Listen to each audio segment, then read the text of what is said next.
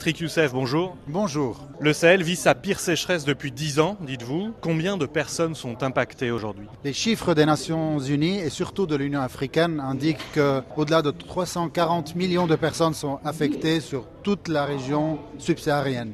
Et donc c'est effectivement une des pires sécheresses, que ce soit dans la Corne de l'Afrique, mais aussi dans le Sahel, comme vous le mentionnez, notamment dans les zones les plus reculées, là où l'assistance humanitaire n'arrive que très rarement. Donc toute cette région est menacée par une crise alimentaire d'ampleur. Elle a déjà commencé, cette crise alimentaire, nous l'avons vue déjà depuis le début de l'année et on s'attendait à ce que la période de soudure aggrave une situation qui est déjà très alarmante. Les aléas climatiques n'ont pas débuté aujourd'hui, c'est en effet des effets combinés entre des aléas climatiques mais surtout une guerre et des situations de violence qui empêchent justement un travail de développement, un travail qui assure une certaine durabilité des réponses.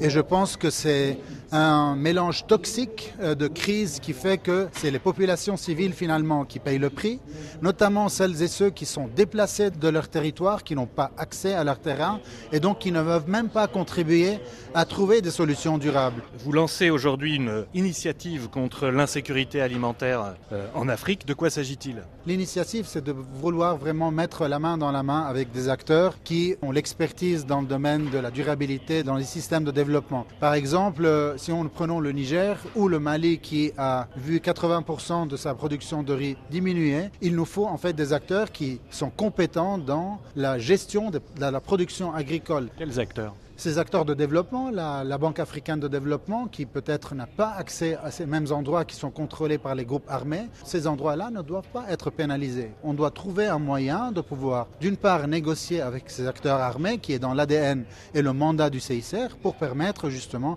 à des acteurs comme la Banque africaine de développement de pouvoir renforcer la résilience des populations et surtout créer des projets au lieu de, par exemple, de fixer une station de pompage à main à $50, pouvoir effectivement investir avec 3, 4, 5 millions pour créer tout le réseau d'eau d'une région et pouvoir assurer une pérennité des projets. Mais est-ce que faire du développement dans une zone de conflit, c'est pas voué à l'échec? Évidemment, on ne parle pas de la zone, la frontière entre les groupes armés, on parle aussi de Gao, on parle de Kidal, on parle de Mopti, on parle de régions qui restent quand même des milieux urbains qui sont contrôlés par les États. Évidemment, on parle de risques et des risques calculés, mais ça ne veut pas dire qu'on va se jeter dans la gueule du loup. Il nous faut évidemment des garanties de sécurité, il faut travailler bien sûr avec les acteurs étatiques. Comment on peut aider les populations à être davantage résilientes qu'elles ne sont déjà?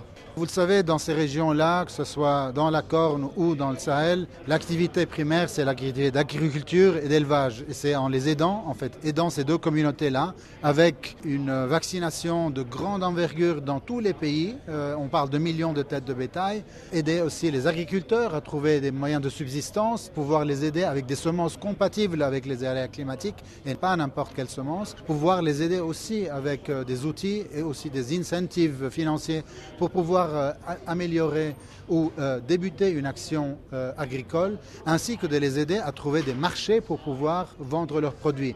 C'est plus une action d'urgence, c'est une action dans la durée et qui permettrait aux gens à trouver une certaine dignité dans la réponse et sortir de la dépendance qu'une action humanitaire pourrait créer. C'est rien de nouveau, mais il ne faut pas juste se maintenir à l'écart et de dire l'humanitaire a fait son travail. L'humanitaire a mis son bandage compressif sur une plaie infectée. Il faut trouver la raison pour laquelle cette plaie est infectée, la nettoyer avec les experts qui sont habilités à le faire, avec les États bien sûr qui sont de prime abord responsables de leur pays et pouvoir effectivement changer la donne. C'est vrai que c'est une action qui va durer, mais il faut commencer quelque part. Patrick Youssef, merci. Merci à vous.